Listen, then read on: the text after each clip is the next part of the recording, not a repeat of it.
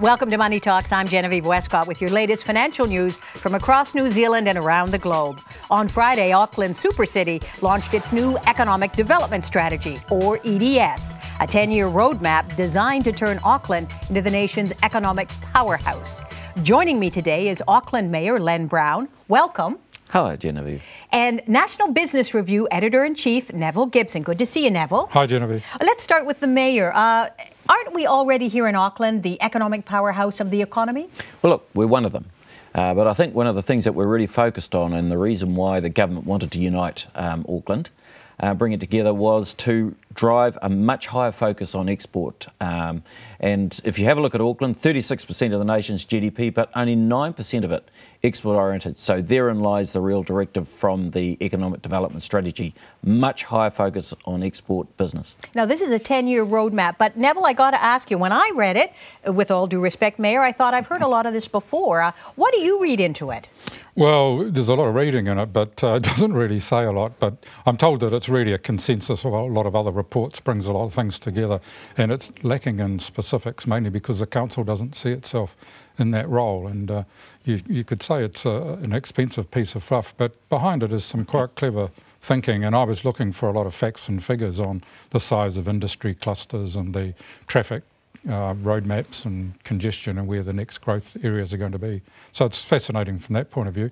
It does have a lot of pictures in it too. So it's quite an impressive looking document. But Auckland's a beautiful city. You've got to show pictures of Auckland. Yeah, right? Absolutely. But Mayor Brown, You've got to sell the fizz on occasion, you know. You do. But interesting, yesterday I heard the Mayor of Invercargill, Tim Shadbolt, talking about a Southern Alliance. They're really worried, as is Wellington, that Auckland is growing too much and it's going to, in effect, economically starve cities like theirs. What's your response? Well, look, certainly population growth equating to business growth. Population growth over the next 20-odd years, 75% of New Zealand's population growth in Auckland. So it is becoming an increasing presence in New Zealand. So our responsibility, our obligation, quite frankly, is to add much more strongly to the nation's economy. If we are doing well, then the nation will do well. And so that's what's driving the Economic Development Strategy. And so, yes, a lot of it is an agglomeration of some of the work that's been done before.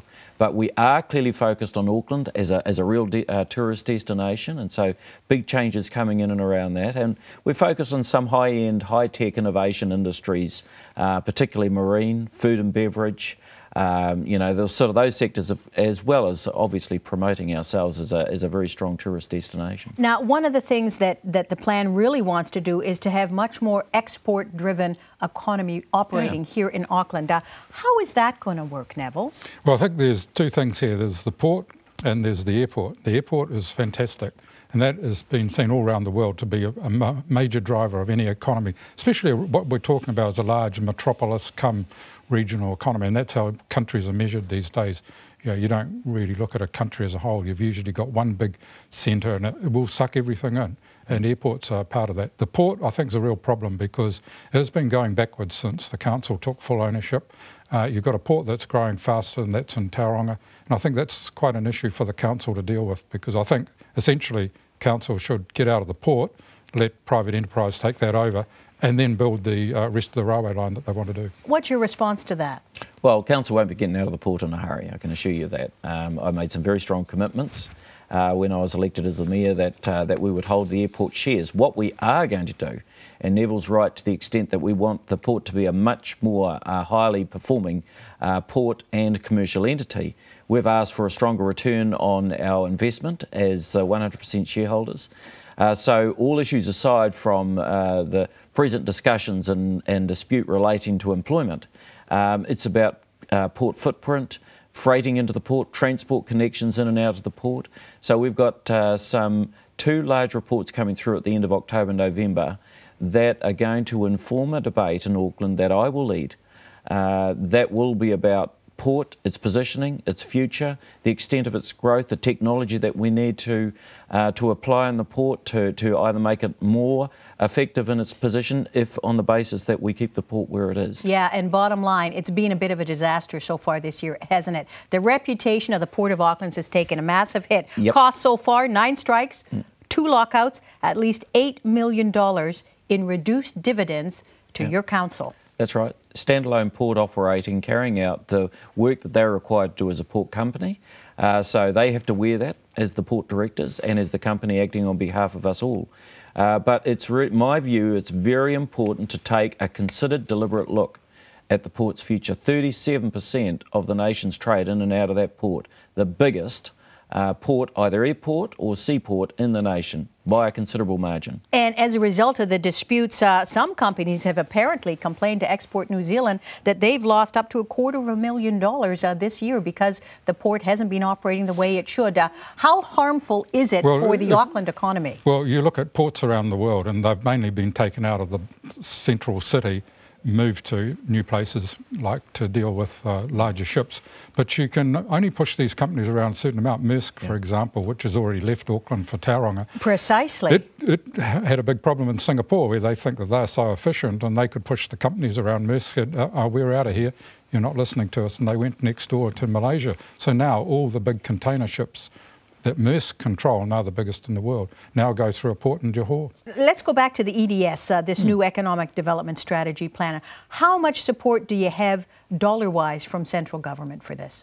Oh, I mean, this is a document that relates to the whole of our economy. So, you know, you could start at infrastructure and talk about transport. Government, of course, poured $3.4 billion over the next 3 years. They made that commitment through NZTA. So major commitments. Of course, we've just been going through a major power upgrade to the main connector from the south through into Pakuranga substation, the Otago substation. You know, so hundreds of millions of dollars worth of investment. And of course, we've now got the major broadband rollout over the next 5 years, again, $1 billion of investment. So the government is certainly investing with us, Aucklanders, in the right areas, and that is infrastructure to build the right platform for Auckland. Then in beside all of that, for example, the government is investing $160 million in the new high-tech innovation centre that we're building in the Wynyard Quarter. And so that type of investment in new technology and supporting the innovation economy and supporting the export economy, the government backed up with the old Manukau City Council, the food and beverage food bowl and out just beside the airport. So they are prepared to invest in export-oriented business to ensure growth in that area. One thing you can't control and business can't control, that's the high New Zealand dollar at the moment. That's hurting our exports. That's a big problem, isn't it? If you're going for an export-driven economy here in Auckland? Well, in the plan it talks about some of these things. There are forces you can control and some you can't. Some you cannot control. And the dollar may be something that you can control, but the consequences of that we don't know. And there's nobody's come up with a plan yet, other than one that looks as though it wouldn't actually achieve it. New Zealand's very small, and it's just, I don't think any economist or even a politician's got an answer to this, except everyone wants it, but the Americans are the biggest and they're doing the worst. Neville, let me ask you, do you think that the rest of the country, some of the other cities, have a fair beef that Auckland is just growing too big, too fast, and it's sucking the rest of the country dry? It's a reality, but some of these places are doing very well, and I think Mayor Brown's right. The council's job is to facilitate this sort of thing, and there's an anti-development mentality throughout the whole country. That is a really big problem. It's not so much a problem in the centre of Auckland because people know the benefits of development and growth. But if you go to some other places, you only need to go to Devonport. Two things the council has been told by locals, or the elected board, not by the people, we haven't been asked, no volleyball court at a beach, and no new supermarket allowed to come in, even though Countdown have gone and bought a site. That's anti-development to me. They should be just getting on with it. And let me ask you this too, what do you do about the high cost of housing in Auckland? Certainly that's going to put a damper, isn't it, on any growth going forward? A massive question. The first thing we can do is get out of this recession for a start. But that's not going to happen quickly, is it, sir? I am seeing signs of real life now around the building sector in areas such as East Tamaki, Silverdale, Massey, out in Hingaia and the southern parts, quite significant amounts of building development and subdivision now going on, so that's great to see. In terms of housing affordability, so the issue of releasing land or making land available for development, we could build 18,000 houses right now. So in behind that, the issues of affordability, what we can do as a council, streamline our processes, ensure that consenting, that there are no delays in consenting, make sure that we put in place a regime of costing around development contributions that doesn't price the housing sector out and add overly significantly to the value of houses as they've been built. But there is one thing that is a difficulty for us Aucklanders. We are growing flat out. 2% growth per annum, the size of Palmerston North every year. And so we need to, over the next 30 odd years, to deal with the growth that's coming at us, be building at approximately 10,000 houses per year. Now we do that through the good economic times and Auckland's up periods in the economy. We generally build 8,000 to 10,000 houses per year, either apartment, terraced housing or standalone. Okay. So we can do it. We'll come back and talk about that. Thank you. Thanks, gentlemen. Stay with Money Talks. More after the break as we travel to China with the mayor. Len Brown's first-hand report. Come back quick.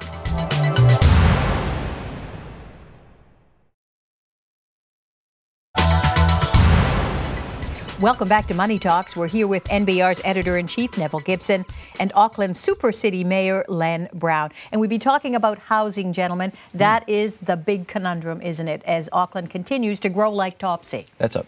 And so one of the key issues there is how Auckland grows. So with that sort of population growth coming in, we're trying to find a good balance between sort of busting out and looking like Los Angeles, and also look to start developing as a contemporary modern city with housing choices around apartment development, multi-level development and things like that. So we, in amongst that choice, we are looking to preserve our rural agricultural sector. So we've had through the Rural Advisory Board that advises our council, clear advice that they want to maintain sustainable agricultural units out there in our rural hinterland, so both the north and the south.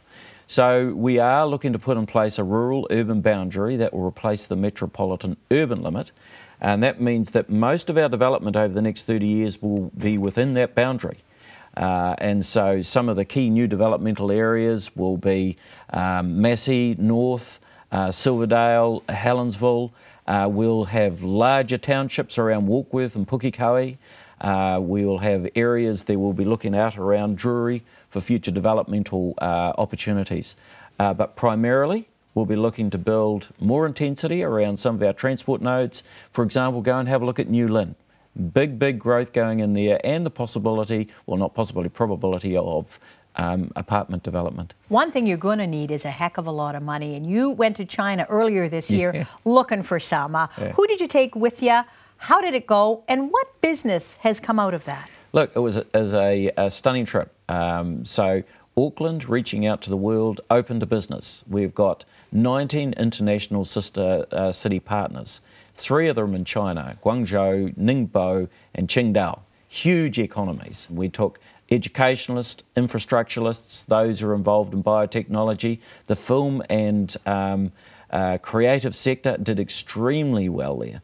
So it was about building links, one, being welcomed by the mayors of those cities, some of the most powerful political figures in China. Mayors there are considered, have an incredibly high status, so I would assume that they would give you the same status. Yeah, no, look, and that's one of the real benefits of our free trade agreement, opening up not just to the political leadership of the nation, but to the political leadership of local government with the status that flows from that. Okay, so that was April. What's actually come out of it? Okay, so what dollars have come out of it? Yeah, I'll give you one example, Flux Animation. So the film and creative sector did very well there. And Flux Animation have now just concluded an arrangement with the film authorities, most of it's state-run in China, in Beijing. And so that was off the back of intense discussion and negotiation over a 3 or 4 month period. And so that's been the most recent outcome. Significant increases in flows of overseas students coming from the cities where memorandums of understanding were executed by Massey University, Auckland University, AUT, MIT, the Taiwananga, Unitec. All of the universities concluded memorandums of understanding that have now seen significantly increased flows of overseas students coming here, each spending $30,000 to $40,000 per annum. So great initial reflections. It's interesting that not long, I think it was about a month after you went, back in April, was it, that the mayor of Wellington was off as well. Cities are now competing here at home for business, going offshore looking for money. Is this the way of the future? It has to be. You go to China, we had a student for dinner on Sunday night from Harbin, 10 million people. And I looked up quite a bit. They've had journalists there from the Gulf and around Asia, been some good articles written about Harbin. This place freezes for at least 3 or 4 months of the year. Yet they've got the largest Nestle operation in the world there. They've got an Airbus factory, and they've got a lot of other things. They give tax-free. They're competing with all these other cities in China. They understand what development's all about. So we've got to do the same, but we've got to give them reason to come here. I think livability is one of the key factors. People do not like living in the intensity of China, and they want no pollution, that sort of thing. So there's a big drive for a lot of those people to have at least one member of their family here and possibly staying here. And if we can educate them, it's even better. Genevieve, I just want to say there's another key part here. We're looking for overseas investment into New Zealand, and of course we have major infrastructure requirements. It's difficult for us to completely afford as a nation the transportation requirements of Auckland. So, you know, we need to consider the possibility of public-private partnerships, which we will over the next year, for the possibility of Chinese companies and banks, as well as banks from other parts of the world who might want to come and work with our business to deliver through those types of partnerships the types of infrastructure that we need with pace. So there's opportunities coming out of this free trade agreement that I think are ultimately beneficial to the city and to the nation. Is there any sign that Chinese money is going to come into helping you build the inner city rail loop? You need a lot of money. Oh yeah, well, I mean, that's a conservative $2 billion to $2.5 to close to $3 billion project. And what they are most looking at is they are interested, as are American interests, European and Australian interests, in being a part of and delivering that type of large-scale transport project, working with our business community and our government and council to deliver it. So there is a lot of interest. The money is there. They see it as a small project. The money is most certainly there, and we need to be open to it, to look at it, do due diligence, and then at the end of the day, consider it as a significant and serious option for our growing international city. What do they get out of it? What does the Chinese get out of it? We get their money. What do they get? Well, the Chinese, like any country around the world, are looking for solid investment, bolt-hole investments. They like the solidity of New Zealand. They like our business ethics. They like the fact that we do good products. They like us as a people. That's one of the reasons why we got an FTA. There's a great, solid, personal friendship and relationship between the Chinese nation and New Zealand, and that is a tremendous base upon which we can build good business relationships. Coming up after the break, future-proof on the highways and byways of the economic world as our experts point out what's coming up. Stay tuned for more Money Talk.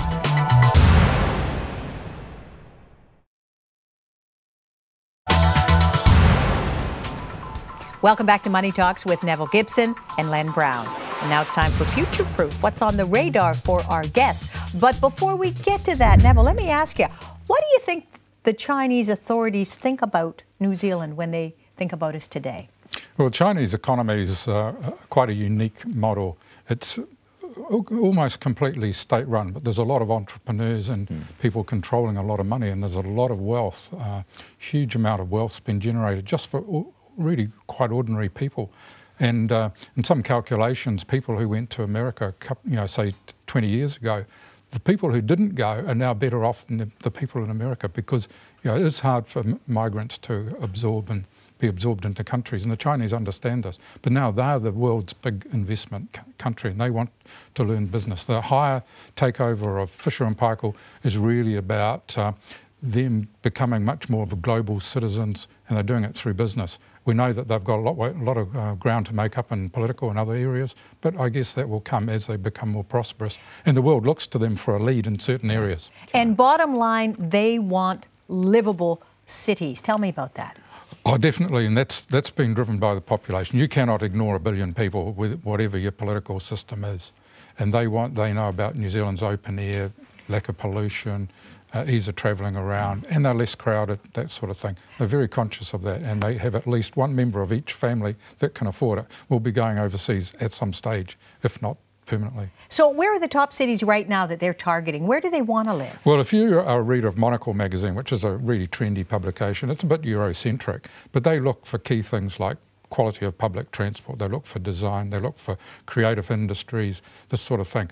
In the latest 10 top cities, Auckland's in there, that's unbelievable. So is Melbourne and Sydney. But all the other cities are like Zurich and so on. The only European, Asian city that got in is Tokyo, because you go there's no filth on the streets. It's very clean, very efficient. Chinese look to Japanese, but we know there's tension with the Japanese. Terrible tension. So if they want clean, at the efficient cities with no pollution and no rubbish lying around, they look to Australia and New Zealand as a leader, I'd say, at the moment. Okay, well, that's good to know. But listen, there's going to be a big leadership change next month, not just in the US of A, but in China. Do you have concerns about that? Oh, no. Look, I think there will be through time, and it was interesting for me in China, the level of openness around political discussion. Not asked for by me, I mean, I'm sensitive to that, but the level of preparedness to discuss the state of China internally and externally was a surprise to me. And I've had a number of delegations come through here over recent months, and quite happy and prepared to talk about how China's dealing with the challenge of being an uber open market, but, you know, clearly a single party state. And so as time goes, China will adjust its political parameters. Arguably, China's always been an oligarchy, you know, and so they're just a different type now. I think that we just need to take what we've got, the relationship we've got, the fact that Chinese are building good guangxi with us, that the relationship is good, keep looking after that position and also ensuring that we maintain this very finely balanced middle position that we have in global politics. It's a great position of strength for us. Is there a downside at all with getting too involved with China? I mean, they're way bigger than us. Do you have any concerns at all? Well, look back in our own backyard. Auckland, hugely multicultural city. 22% of Aucklanders have Asian heritage. 50% of our city is born outside of the country, not outside of Auckland. And so we are hugely multicultural. We've got 12% of our city that has Chinese heritage. So we are a city with a high level of connectivity between our Chinese community and that back in China. I think that is a good basis for ensuring a high level of engagement and really many great positive potential economic gains to come out of that connect in itself. Gentlemen, let me change direction a little bit, and let's talk about our rural viewers who will be watching this, of course. They're worried about land use rules with the new Auckland Super City and the unitary plan. What are your thoughts on that, Neville? Well, I think you look at the other way around. We're a food-producing country and we've got to protect that. In fact, that's where our main one or two exceptions, but that's still going to be the main engine for our economy. And they've got to look at that and look at the way the land is being used for food production. I think the major changes will come there rather than the city encroaching on so-called farmland. Much of it's empty and not used. I mean, look at the northern motorways. There's no sheep, there's no cattle, there's nothing. These are just empty paddocks. Look, utilise it. I mean, we touched on this before with the rural-urban boundary. We really are, as a city, committed to ensuring the preservation and sustainability of the agricultural sector. It's only 2 to 3% of the region's GDP, but it's a critical 2 to 3%. It's right on our doorstep, particularly in the south where we've got the veggie growers who are delivering direct into the foodstuffs and the progressives and all of our retailers. You know, to have our food basket right on our doorstep and protect it and look after it is great. I think Neville is right. There is an underutilisation of some of the very best land in New Zealand. And it's great to see, you know, innovative, high-tech cropping companies like Hothouse Tomatoes. Brilliant, you know, the glasshouse technology is fantastic these days, and high utilisation of our land asset. But it's critical that we maintain the sustainability of these places by not overly spreading the city into them. Thanks to my guests, the Mayor of Auckland Super City, Len Brown, and the National Business Review's Editor-in-Chief, Nevil Gibson. Be sure to check out our website at country99tv.co.nz for the latest updates on rural developments home and abroad. Meantime, for those of us who live in the Super City, it sounds like we'll all have to lift our game just a bit and to do our bit to put Auckland more on the map, like this guy.